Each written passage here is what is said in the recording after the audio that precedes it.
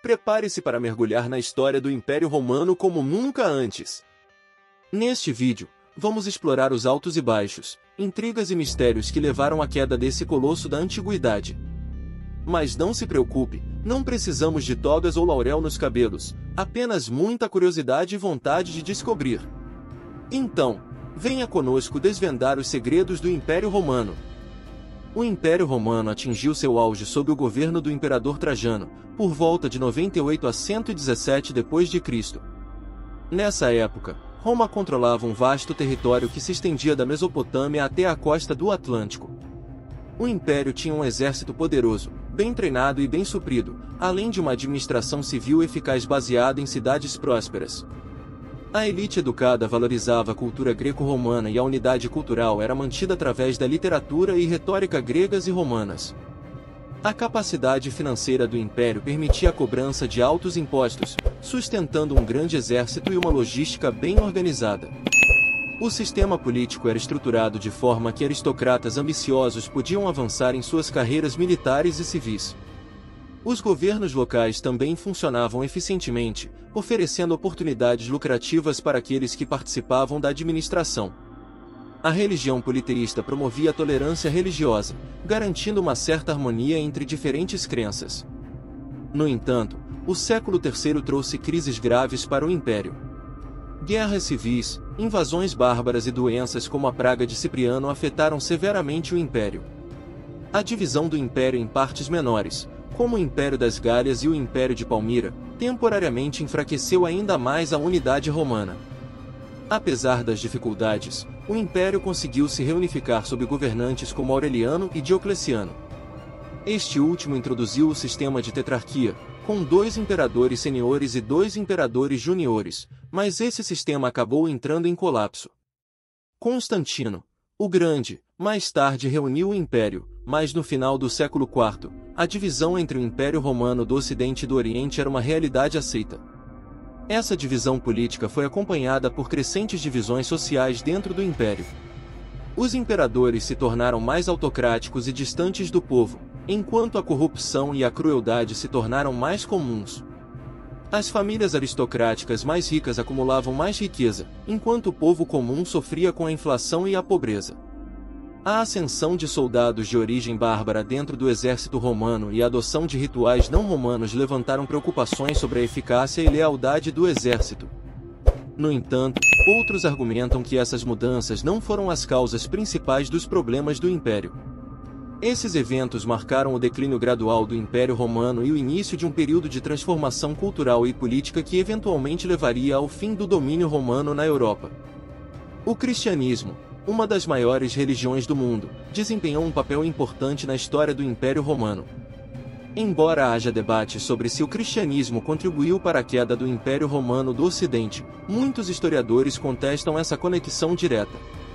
O cristianismo tornou-se a religião oficial do Império Romano em 380 d.C., durante o reinado do imperador Teodósio I. No entanto, cerca de 100 anos depois, o Império Romano do Ocidente entrou em colapso.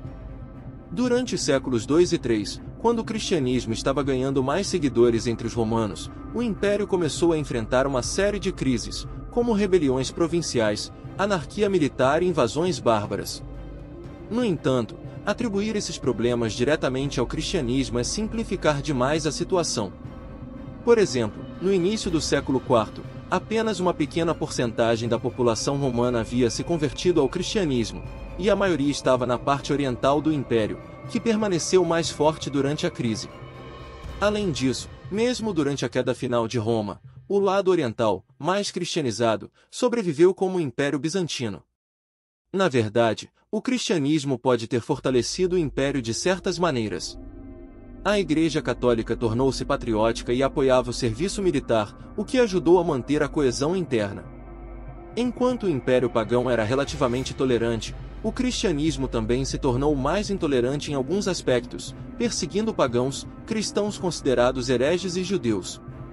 Em 476, o último imperador romano do Ocidente, Rômulo Augusto, foi deposto por um grupo de mercenários, marcando o fim oficial do Império Romano do Ocidente. No entanto, Esse evento não foi repentino e não causou uma mudança social imediata, mas sim foi o resultado de um longo processo que se desenrolava há quase um século. Assim, embora o cristianismo tenha desempenhado um papel na história do Império Romano, sua influência na queda do Império é um tema complexo e sujeito a interpretações variadas. A queda do Império Romano do Ocidente, também conhecida como Queda de Roma, foi quando o Grande Império Romano não conseguiu mais manter seu controle sobre vastas áreas da Europa, Norte da África e Oriente Médio.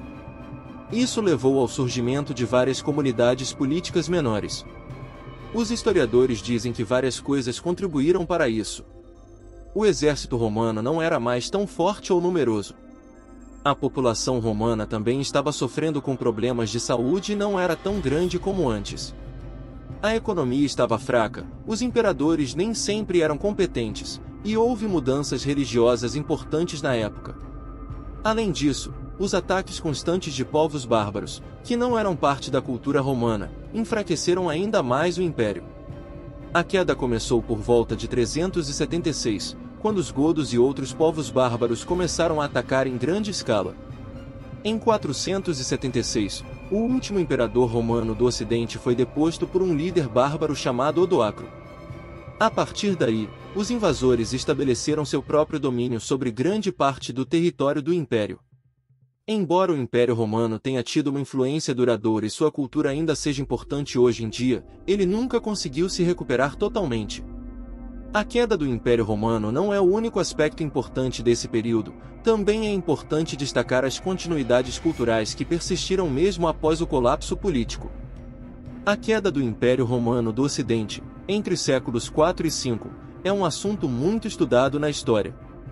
Desde o século XVIII, muitas pessoas se interessam por entender por que Roma caiu. Uma das primeiras obras importantes sobre esse tema foi A História do Declínio e Queda do Império Romano, escrita por Edward Gibbon. A queda de Roma não aconteceu de uma vez. Foi um processo que durou bastante tempo e envolveu muitos fatores.